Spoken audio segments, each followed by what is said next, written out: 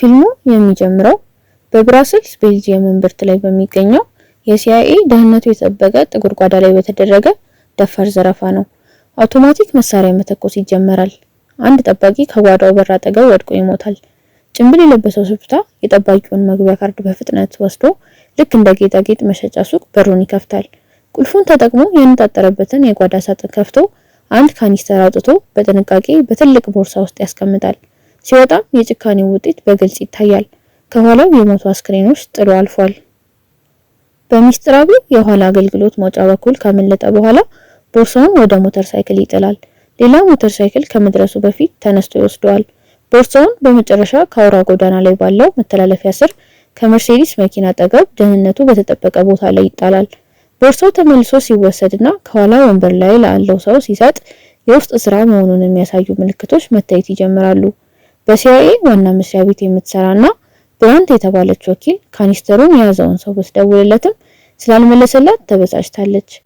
ወደ ቤልጂየም ስንመለስ አንትወርፕ ውስጥ ቤን ሎጋንን እናውቀዋለን። በግልጽ መሐንዲስ ይመስላል፣ ነገር ግን ጀርባው ያልተነገረ ታሪክን የሚጠቁሙ ጠባሳዎች ይዟል። ለስራ ሲዘጋጅ መታወቂያ ካርዱ ከሃልጌት ከተባለ የደህንነት ስርዓት ኩባንያ ጋር ያለውን ግንኙነት ያሳያል። በዚህ ጊዜ የቤን ሴት ልጅ ኤሚ ለትምህርት ቤት ተዘጋጅታ ትደርሳለች። ቤን እንደ ተቆጣጣሪ አባት መሆን ግንኙነታቸው ለስላሳ ለመሆኑ ግልጽ ነው። ኤሚ ውጤቷን ከሱ ደብቃ ነበረ፣ ነገር ግን ቤን አውቆ በደካማ ውጤቷ ምክንያት ይወቅሳታል። ኤሚ አባቷ እቃዎቿን መፈተሹን እንደማትወድ ትገልጻለች። እናቷ እንዲህ አይነት ነገር እንዳልሰራች ትጠቅሳለች። ኤሚ ከአባቷ ተለይታ ለተወሰነ ጊዜ ስትኖር እንደነበረ ግልጽ ይሆናል። ስትሄድ ኤሚ አባቷ ማታ ላይ ላለው የሽልማት ስነ ስርዓት እንዳይዘገይ ታስታውሰዋለች። ቤን ወደ ስራ ሲሄድ ከበረኛው ዋልተር ጋር ጥሩ የስራ ግንኙነት ያሳያል። በኋላ ላይ ቤንና ባልደረቦቹ የኩባንያውን የደህንነት መቆለፊያ ምርቶች ሊኖሩባቸው የሚችሉ ጉድለቶችን እንዲመረምሩ እንደተመደቡ እንረዳለን። ነገር ግን በድንገት አንድ እንግዳ ነገር ትኩረቱን ይስባል። ባልደረባው ሜሊንግ ኩባንያው እየመረመሩት ያሉትን ምርቶች የፈጠራ ባለቤትነት እንደሌለው ትገነዘባለች። የፈጠራ ባለቤትነት ቁጥሩን መዳፏ ላይ ትጽፋለች። ነገር ግን በጥልቀት ከመረመሩ በፊት አለቃቸው ዴሪክ ኮለር ለዝግጅት አቀራረብ ይጠራቸዋል። የሚገርመው ዴሪክ ቀደም ብለን ያገኘነው ካኒስተሩን የያዘው ሰው ነው። ቤን ድኝን እና ተራ የቤት ውስጥ ብልሽ በመጠቀም ስማርት መቆለፊያን ሰብሮ ይገባል። ወደ እጅግ በጣም ዘመናዊ ባዮሜትሪክ የአይን ስካነር ሲሄድ ቤን በድጋሚ 50 ልዩ የአይን ቅርጾች በተወሰነ ቅደም ተከተል በመጠቀም ወደ ውስጥ ለመግባት ይሳካለታል። ዴሪክ ሙሉ በሙሉ ተደንቋል። በፊቱ ላይ ተንኮለኛ ፈገግታ ይታይበታል። የቪዲዮውን ቅጂ በአጥጋቢ ሁኔታ ይጠይቃል። በኋላ ቤን ኩባንያው የፈጠራ ባለቤትነት በሌላቸው ምርቶች ላይ ያለውን ስጋት ሲገልጽ ዴሪክ በተከታታይ በ3K አረፍተ ነገሮች ያዘዋል። ቤን ቀኑን ሙሉ ቆይቶ ሙሉውን የዝግጅት አቀራረብ ዘገባ ያዘጋጃል። ስራው ወደ ቤቱ ለመሄድ ብቻ እንዲያስብ ያደርገዋል። ከባልደረቦቹ አንዱ የሆነው ፍሎይድ እንኳን ወደ ቤት መሄድ እንዳለበት ይነግረዋል። ድንገት ቤን የልጁን ስነ ስርዓት ሙሉ በሙሉ እንደረሳው ያስታውሳል። ከቢሮ በፍጥነት ወጥቶ ወደ ትምህርት ቤቷ ይሄዳል። ቤን ወደ ሽልማት ስነ ስርዓቱ ዘግይቶ ይደርሳል። ኤሚ እናት ሀገር በሚል ርዕስ ላዘጋጀችው የፎቶ ድርሰት የመጀመሪያውን ሽልማት እንዳሸነፈች ይረዳል።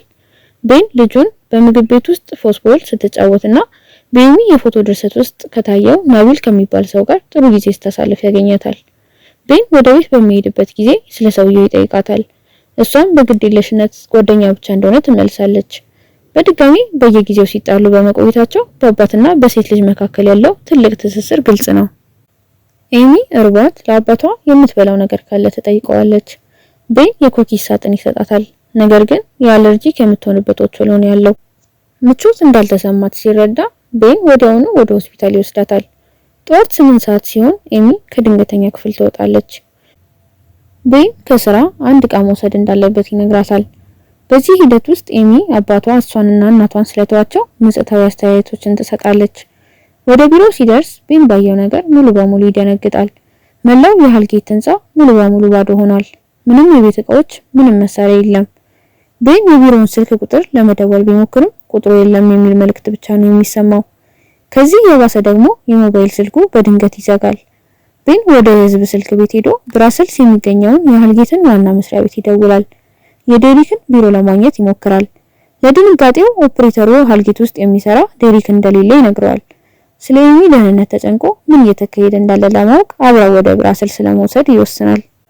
በሃልጌት ዋና መስሪያ ቤት አንድ የከፍተኛ የሃልጌት ባለስልጣን የዴሪክ ኮለርን መኖር ብቻ ሳይሆን የቤንንም መኖር ይክዳል። በአንትወርፕ ምንም ቅርንጫፍ እንደሌለ እንኳን ይነግረዋል። ቤን የ8 ሳምንታት የንግድ ልውውጥ ደብዳቤውን ለኩባንያው ለማሳየት እንዲችል የሞባይል ባትሪ ይጠይቃል። ነገር ግን ለድንጋጤው የመልእክት ሳጥኑ ሙሉ በሙሉ ባዶ ሆኗል። በቤን የጀርባ መረጃ መሰረት 8 ሳምንታት በፊት ወደ አንትወርፕ ተዘዋውሯል። ነገር ግን የመጨረሻ የተመዘገበው አድራሻ ከ14 ዓመታት በፊት በኒውዮርክ ነበረ። ቤን የህይወቱ ትልቅ ክፍል እንደ አየር እንደጠፋበት ይሰማዋል። የባንኩ ሂሳብ ከከፈተ ጊዜ ጀምሮ ንቁ አለመሆኑን ሲያውቅ ይህ ስሜት ይበረታበታል። ቤን ይህን ሁሉ ለመረዳት ሲሞክር ባልደረባው ፍሎይድ ብቅ አለ። በሁኔታው ተገርሞ ይታያል። ነገር ግን ሽጉጥ በመምዘዝ እውነተኛ ማንነቱን ያሳያል። ፍሎይድ ኤሚ ታግታ እንድትያዝ በማድረግ ቤንና ልጁን ከከተማው ለማውጣት ይሞክራል። ቤን ስለ ሁኔታው መልስ ይፈልጋል። ነገር ግን በፊቱ ላይ በሽጉጥ ዱላ ብቻ ይመታዋል። ኤሚ ለአባቷ ትቆማለች። ነገር ግን እሱ እንዳትጨነቅ ይነግራታል። የመቀመጫ ቀበቷን እንድታጠብቅ ይመክራታል። ፍሎይድ በጣም ተበሳጭቶ ቤን እሱን ሰምቶ ወደ ቤት መሄድ እንደነበረበት ይነግረዋል። ኤሚ ላይ ሽጉጡን ጠቆመ። ቤን መውጫ እንዲወስድ ለማስገደድ ይሞክራል። ነገር ግን በመትኩ ቤን በኃይል ያፋጥናል። ከዚያም ድንገት ብሬክ ይይዛል። ፍሎይድ ወደፊት እንዲወነጨፍና በመስታወት ላይ እንዲመታ ያደርገዋል። ቤን ከፍሎይድ ጋር ለሽጉጥ መታገል ይጀምራል። ጥይቶች በድንገት ይተኮሳሉ። መኪናው ተገልብጦ በአውራ ጎዳናው ላይ ወደ ታችኛው መንገድ ይወርዳል። ኤሚ ምንም እንኳን ተጎድታ ቢሆንም ከመርሴዲስ መኪናው ራሷን እንደምንም ጎትታ ትወጣለች። ፍሎይድ ወጥቶ እየተንገዳገደ ወደ እርሷ መተኮስ ይጀምራል። ነገር ግን ቤን ዘሎ ገብቶ መሬት ላይ ከእርሱ ጋር መታገል ይጀምራል። ፍሎይድ አንገቱ ላይ አጥብቆ ይዞ ለማን እንደሚሰራ ይጠይቀዋል። ነገር ግን የፍሎይድ አንገት በድንገት ተሰብሮ በቦታው ይሞታል። ቤን የፍሎይድን ኪሶች ሲፈትሽ የተወሰነ ገንዘብና ቁልፍ ያገኛል። በድንጋጤ ውስጥ ኤሚ የቤልጂየም ፖሊሶች ወደ እነርሱ ሲመጡ ትመለከታለች። ጊዜው ሳይረፍድ ማምለጥ ችለዋል። ቤን በጸጥታ መንገድ ላይ ወዳለ ቤት ሰብሮ ይገባል። ውስጥ የተጎዱ እጁን አሰርቶ የኤሚን ፊት ደም ያብሳል። ኤሚ ፖሊስን ለመጥራት ወይም ቤን ቀደም ሲል ይሰራበት ወደ ነበረው ወደ ዩኤስ ስቴት ዲፓርትመንት ለመደወል ተጠቁማለች። ቤን ሊያረጋጋት ይሞክራል።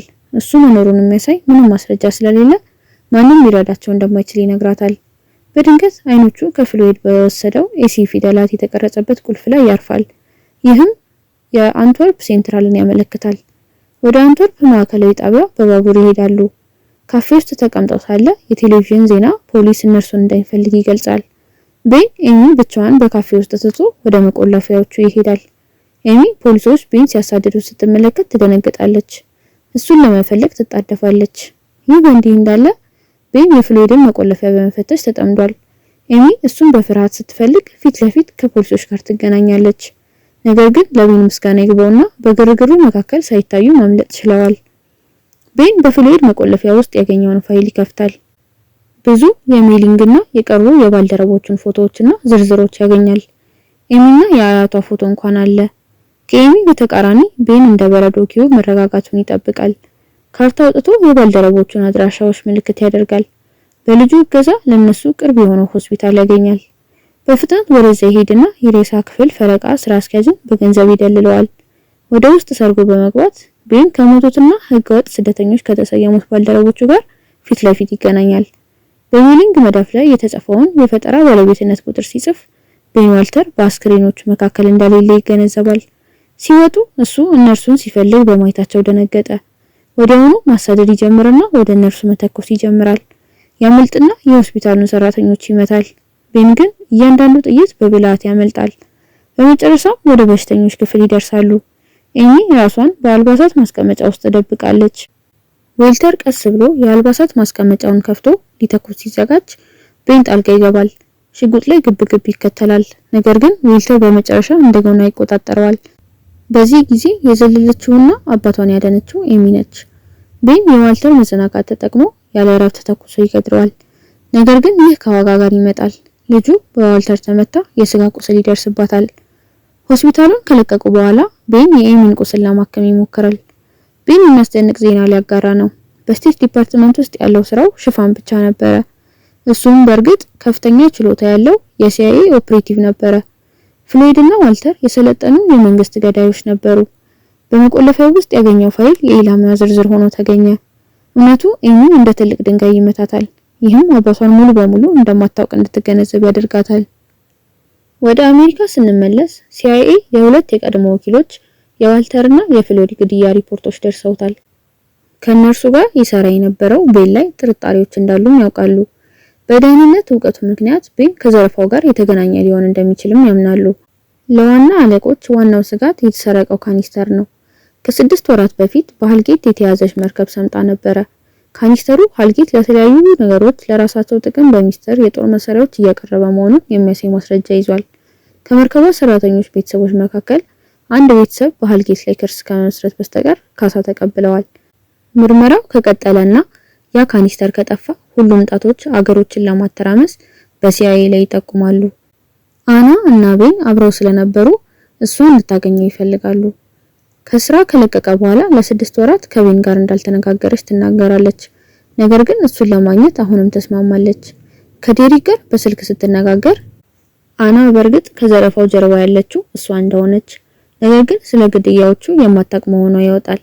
ዴሪክ ግድያዎቹ የተፈጸሙት ብሬመር በተባለ ሰው መሆኑን ይገልጻል። ከዚያም ዴሪክ ቤን ያገኛቸውን የጠለፋ ዘዴዎች ተጠቅሞ በካኒስተሩ ላይ ያሉትን የደህንነት መቆለፊያዎች ይከፍታል። አንዴ ከተከፈተ በኋላ መሞት ስለማይፈልግ አሁን ቁጥጥርን እየወሰደ መሆኑን ለአና ይነግራታል። ካፌ ውስጥ ሲወያዩ ቤን የእናቷን ከዚህ ዓለም በሞት መለየት ተከትሎ ለእርሷ መገኘት እንዲችል ሲአይኤ እንደለቀቀ ይነግራታል። ይህ የበለጠ እንዲቀራረቡ ያደርጋቸዋል። ቤን ስለማደሪያ ችግራቸው ሲጨነቅ ኤሚ መፍትሄ ይዛ ትመጣለች። ጓደኛዋን ናቢልን ትደውላለች። እሱም ወንድሙ ካሪምን በብራስልስ ውስጥ በ2000 ዩሮ ቦታ እንዲያመቻችላቸው ያደርጋል። በዚህ ሂደት ውስጥ ቤን በኤሚና በናቢል መካከል የሆነ ነገር እየተፈጠረ ሊሆን እንደሚችል ያስተውላል። በአረብኛ በማስጠንቀቅ ናቢልን ያስገርመዋል። አስቸጋሪ ሁኔታቸውን ከግምት ውስጥ በማስገባት ካሪም በኋላ ገንዘቡን ይመልሳል። በመጨረሻ በስደተኞች መካከል በተጨናነቀ የመኖሪያ አካባቢ ውስጥ ይሰፍራሉ። በማግስቱ በሃልጌት ላይ ክስ የመሰረተው ቤተሰብ ከተወካያቸው በይመር ጋር ይገናኛል። ካሳ እንዲቀበሉ ተስፋ ያደርጋል። ነገር ግን ከሚስተር ሃልጌት የግል ይቅርታ ይፈልጋሉ። ይህ በእንዲህ እንዳለ ከብራስልስ ብሬመርን ደውላ ቀጠሮ ይይዛሉ። ሲገናኙ ንጹሃን ሰዎችን በመግደል የኋለኛውን ትወቅሳለች። ከዚህም በላይ ቤን ከፍተኛ ችሎታ ያለው የቀድሞ የሲአይኤ ጥቁር ኦፕስ ወኪል ስለነበረ ምንም ያህል ጥበቃ ከቤን በቀል እንደማያድነው ታስጠነቅቃለች። ብሬመር ቤን ስለ ሐሰተኛ ኩባንያዎች እውነቱን እየፈለገ ስለነበረ ሌላ ምርጫ እንዳልነበረው ያስረዳል። በመጨረሻም ተለያዩ። አና ኮለርን የማግኘት ኃላፊነት ስትወስድ ብሬመር ቤንን የመንከባከብ ኃላፊነት ይወስዳል። በሚቀጥለው ትዕይንት ቤንን ለመከታተል ብሬመር ያመጣው ኤክስፐርት የካሪምን ቤት ይጎበኛል። ይህም ናቢል በኋላው የወንድሙን ሕይወት አልባ አካል እንዲያገኝ ያደርገዋል። ኤክስፐርቱ አሁን ቤንን የት እንደሚያገኘው ግልጽ ነው። ይህ በእንዲህ እንዳለ ቤንና ኤሚ የአይን ስካነር የፈጠራ ባለቤትነት በኒውዮርክ የሚገኝ ኩባንያ መሆኑን ይማራሉ። ቤን ለፈጠራ ባለቤትነት የተዘረዘረውን ስልክ ቁጥር ለመደወል ይሞክራል። ነገር ግን የሲአይኤ ቁጥር መሆኑን ይገነዘባል። በሌላ በኩል ኤሚ በመስመር ላይ ስትመረምር የቤን የሥራ ቦታ በማርከስ ቮልፍ የተባለ የኢንቨስትመንት ኩባንያ በአጭር ጊዜ ተከራይቶ እንደነበር አወቀች። በብራስልስ በቅርቡ የተዘጋ የዚህ ኩባንያ ሌላ ቅርንጫፍ ለመጎብኘት ይወስናሉ። በቤን መሰረት ማርከስ ከ5 ዓመት በፊት የሞተ የቀድሞ የጀርመን ሰላይ ነበረ። ይሁን እንጂ የሪል ስቴት ወኪሉ ማርከስ የመጨረሻው ተከራይ እንደነበር ይገልጻል። ቤን ችሎታውን ተጠቅሞ ወዲያውኑ ከታች ስልክ ይዋስና መሬት ላይ ካለ የተለቀቀ ሽቦ ጋር ያገናኘዋል። የመጨረሻው የተደወለ ቁጥር ሆቴል መሆኑን ይገነዘባል። ሆቴሉን ይደውልና ማርከስ እዚያ እንዳለ ሲያውቅ ይገረማል። የአካባቢው የሲአይኤ ቡድን ብዙም ሳይቆይ ስለ ጥሪው አውቆ ለአና ይነግራታል። ቤንና ኤሚ ወደ ሆቴሉ ይሄዳሉ። ቤን በቀጥታ ወደ ማርከስ ክፍል ሲሄድ ኤሚ ደግሞ ታች ትጠብቃለች። ማርከስ ቮልፍ በእርግጥም ዴሪክ ኮለር መሆኑን ያረጋግጣል። ቤን በክፍሉ ውስጥ ዴሪክን በድንገት አጥቅቶ በኃይል ይጠይቀዋል። ነገር ግን ዴሪክ ግልጽ መልስ ለመስጠት ፈቃደኛ አይሆንም። ኤሚ በሎቢው ውስጥ አጠራጣሪ የሆኑ ግለሰቦችን አስተውላ በአሳንሰር ውስጥ ትቀላቀላቸዋለች። በአሳንሰር ውስጥ ሳለች ከእነሱ ተለይታ ለማምለጥ ጊዜ ለመግዛት የእሳት አደጋ ደውልን ትመታለች። በዴሪክ ክፍል ውስጥ ኤሚ ቤን እሱን ሲያሰቃየው በማየቷ ደነገጠች። በቃለ ምልልሱ ውስጥ ቤን ዴሪክ የሲአይኤ ወኪል መሆኑንና ቤን በካኒስተር ውስጥ ያሉትን ሰነዶች ለማውጣት በእነርሱ እየተጠቀመበት እንደነበረ መረዳት ይጀምራል። ይሁን እንጂ ቤን ሙሉ በሙሉ እውነቱን ከመረዳቱ በፊት ዴሪክ ራሱን ያጠፋል። አናና ሰዎቿ ቤንና ኤሚ ወደ መኪና ማቆሚያ ቦታ ሲሮጡ ያሳድዷቸዋል። ቤን በትልቅ ቦርሳው ይዞ ኤሚ እነርሱን ለማዘናጋት የመኪና ማንቂያዎችን ትመታለች። ይህም ቤን አናን ሳታስበው እንድትይዛት እድል ይሰጠዋል። አና ቤን እንድትረዳው ትለምነዋለች። ካኒስተሩን ከሰጣት ደህንነታቸውን እንደምትጠብቅ ቃል ትገባለች። በምትኩ የቤን ብቸኛ ጥያቄ ቤልጂየም ውስጥ ለምን እንደተወችው ነው። አና ሲአይኤ ትዕዛዝ ባለመታዘዙ እንዲሞት እንደፈለገች እሷም ከስቴቶች እንዲባረር ብቻ እንዳሳመነቻቸው ታስረዳዋለች። ይህም ቢሆን ካኒስተሩ አይሰጥምና ከልጁ ጋር ለመሄድ ይመርጣል። ኤሚ የአባቷን ስራ በሲአይኤ ውስጥ ሰዎች መግደል ያካተተ መሆኑን ፈጽሞ አልጠበቀችም ነበረ። ኤሚ ይህን ከቤን መስማቷ እምነቷን ያጠፋዋል። ከእርሱ ለመለየት ወስና በሜትሮ ባቡር ወደ ቤት ትሄዳለች። በእንባ እየተናነቀች ለአያቷ ደውላ ወደ ቤት መመለስ እንደምትፈልግ ትነግራቸዋለች። ነገር ግን በሚስተር ኤክስፐርት ትገኛለች። ቤን ወደ ቤት ሲደርስ አስተናጋጇን ሞታና ኤሚን ጠፍታ ያገኛታል። ግራ መጋባት ውስጥ በቁጣ የተሞላና የወንድሙን በቀል የሚፈልገው ናቢል ጋር ፊት ለፊት ይገናኛል። የጋራ ጠላት ስላላቸው ናቢል ለመንቀሳቀስ ስትራቴጂ ለመቀየስ ቤንን ወደ ጓደኛው መኖሪያ ቤት ለመውሰድ ይወስናል። በካኒስተሩ ውስጥ ያለውን የመርከብ የጭነት ዝርዝር ሲመረምር ጄምስ አልጌት ከዩኤስ የተሰሩ መሳሪያዎችን ወደ ሞዛምቢክ በህገወጥ መንገድ ሲያጓጉዝ እንደነበር ይገነዘባል። ለቤን መደነቅ አና በአልጌት ደሞዝ ላይ ነች። በዚህ አዲስ መረጃ ቤን ከአና ጋር በባቡር ጣቢያ ተቀጣጥሮ ይጓዛል። ከሰዎቿ ለመለየት በባቡሮች መካከል እያዘዋወራት ብልህ እቅድ ያወጣል። ስለ ሶማሊያ ያለፈ ታሪካቸው ከተነጋገሩ በኋላ ቤን ኤሚ ከተጎዳች ሚስተር አልጌት እንደሚሞት ለአና እንድትነግረው ያስጠነቅቃታል። ከዚህም ሌላ ቃል ሳይናገር ይሄዳል። ደህንነቱ በተጠበቀ መደበቂያቸው ውስጥ ናቢል ቤን ወጥ ቤት ውስጥ አንድ አይነት ፈሳሽ መፍትሄ ሲያዘጋጅ የያዘ ቦርሳ ይሰጠዋል። ቤን ፈንጂዎችን ለመሰብሰብ ዝግጅት እያደረገ መሆኑን የሚያሳዩ ምልክቶች አሉ። እየሰሩ ሳለ ሚስተር አልጌት በፍርድ ቤት መቅረብን በላፕቶፕ ይመለከታሉ። በፍርድ ቤት ሚስተር አልጌት ከስምምነቱ የተቆጠበችውን እናት ወይዘሮ ፒተርስን ይቅርታ ይጠይቃል። የፈለገችውን ይቅርታ ተቀብላ ስምምነቱን እንደምትቀበል ለዳኛው ትገልጻለች። ሚስተር አልጌት በጋዜጠኞች ተከቦ ከፍርድ ቤቱ ይወጣል። ምንም ጸጸት እንደሌለው ሆኖ ይታያል። ከዚያም ቤን ብቅ ይልና የሞባይል ስልክ በእጁ ላይ ያንሸራትታል። ይህም ለብሬመር ያስተላልፋል። በስልክ ቤን ማስረጃው እንዳለውና ኤሚ ነጻ ካልወጣች በስተቀር እንደማያገኙት ይነግረዋል። አና ቤንን ለማስጠንቀቅ ብሬመርን ገፍታ አልፋ ወደ ሚስተር አልጌት ትሄዳለች። ቤንን ስለምታውቀው ልውውጡን የመምራት ኃላፊነት እንዲወስድ ትገፋፋለች። ነገሮች ከተበላሹ የማትቀበለውን ቃል የተጋባላትን ክፍያ ለማግኘት መላ ህይወቷን አደጋ ላይ ትጥላለች። ሚስተር አልጌት አና ውስጥ ራሱን ያያልና አና ልውውጡን እንድትመራው ይስማማል። ከቤን የተላከውን መልእክት ልውውጡ የሚካሄድበትን ጊዜና ቦታው ይገልጻል። ከሰዓት በኋላ 3 ሰዓት ላይ በፍትሐ ቤተ መንግስት ቤን የራሱን ፍትህ ለማስፈጸም ተስማሚ ቦታ ይመስላል። አናና ኤሚ ወደ መኪናው ሲሄዱ የአና እውነተኛ ዓላማ ግልጽ ይሆናል። ከቤን ጋር ባላት ታሪክ ተነስታ የበታች ሰዎችን ለማስወገድ ኤሚን ለማዳት ትሞክራለች። ይሁን እንጂ አልጌት አንድ እርምጃ ቀድሞ ያየው ነበረ። ሚስተር ኤክስፐርት በብልሃት ያስደነግጣታል። አናንም በታችኛው ደረቷ ላይ በመውጋት ሞቷን ያስከትላል። በውጤቱም ኤሚን እንደገና መያዝ ለሱ ቀላል ስራ ይሆናል። በስብሰባው ቦታ አጠገብ በቆመ መኪና ውስጥ ቤን በጥንቃቄ ፈንጂዎችንና የፍንዳታ ዘዴውን በቦርሳው ውስጥ ያዘጋጃል። ቦምቡ ቦርሳው ለሁለተኛ ጊዜ ሲከፈት እንዲፈነዳ ተደርጎ ተስተካክሏል። አልጌትና ብሬመር በስብሰባው ቦታ ይደርሳሉ። የበታች ሰዎቹ እየተመለከቱት ቢሆንም ቤን ልክ እንደ መንፈስ ሚስተር አልጌት ላይ ይንሸራተታል። ሽጉጥ ከጎኑ ያስጠጋል። ቤን የአልጌትን ሙሉ ዕቅዱን ተረድቷል። ኩባንያው የሊቲየም ማዕድኖቹን ለማድረስ ከሞዛምቢክ ጎሳ ቡድኖች ጋር የጦር መሳሪያዎችን ይሸጥ ነበረ። አልጌት ሲአይኤ የሰበሰበውን ማስረጃ ሲያውቅ ከጥቁር ጓዳው ለማውጣት የሽፋኑን ኩባንያ አቋቋመ። አልጌት ቤን እውነቱን በማወቁ ፈጽሞ አይደነቅም። ልጁን ለቤን በማሳየት ቤን እውነተኛ የበላይነት እንደሌለው ግልጽ ያደርጋል። ከዚያም ብሬመር ቤን ራሱን አሳልፎ ካልሰጠ ኤሚ ነጻ እንደማትወጣ ይነግረዋል። ቤን ለትንሽ ጊዜ አመንትቶ በመጨረሻ ሽጉጡን አሳልፎ ሰጥቶ ወደ ልጁ መሮጥ ይጀምራል። የተወሰነ ገንዘብ ካንሸራተተላት በኋላ በተቻለ መጠን ራቅ እንድትል ይነግራታል። ኤሚ ብቻዋን እንዳይተዋት ብትለምነውም ቤን ሌላ አማራጭ የለውም፣ በዚህ መንገድ ነው ለውጥ የሚያመጣው በማለት ያስረዳታል። በዚህ ጊዜ ናቢል በሞተር ሳይክል ደረሰ። ቦርሳውን ለቤን ሰጥቶ ኤሚን ይወስዳል። አልጌት ሁሉንም ማስረጃዎች እንዳሉ ለማረጋገጥ በግድ ይፈትሻል። ይህ የመጀመሪያው ጊዜ ነበረ። አልጌት ወደ መኪናው ገባ። ኤሚንና አያቷን የሚያስወግድ ሰው እንዳይገኝ ለብሬመር ይነግረዋል። ይሁን እንጂ ቤን ሆን ብሎ የረሳውን አንድ ማስረጃ እስኪሰጥ ድረስ አይሄዱም። ሚስተር ኤክስፐርት ይዞት ወደ አለቃው ይሄዳል። ሀልጊት ወረቀቱን ለማስገባት ቦርሳውን ይከፍታል። እዚህ ጊዜ ሁለተኛው ጊዜ ነበረ። ቦምቡም ይፈነዳል። ናቢል ኤሚን ወደ አሜሪካ ለሚደረገው በረራ ወደ አውሮፕላን ማረፊያ ይወስዳታል። ሲሰናበቱት ኤሚ በእንባ ትሞላለች። በናቢል ከንፈሮች ላይ በጣም ስሜታዊ የሆኑ መሳም ታደርጋለች። ብቻዋን ስትቀመጥ የሀዘን ማዕበል ይሰማታል። እስከዚያም ድረስ ድምጽ ማጉያ ላይ ማርከስ ቮልቭ ወደ ቆጣሪው እንዲመጣ ሲጣራ ትሰማለች። ኤሚ ወዲያውኑ ስሙን ስትወቅ ፊቷ በደስታ ይበራል። አባቷ ወደ እርሷ ሲሮጥ ስትመለከት ኤሚ ወደሚጠብቃት እቅፍ ትሮጣለች። ሁሉም የሀዘን እንባዎቿ ወደ ንጹህ የደስታ እንባ እንዲለወጡ ታደርጋለች። እናም የፊልሙ መጨረሻ ክሬዲቶች ያኔ መሽከርከር ይጀምራሉ።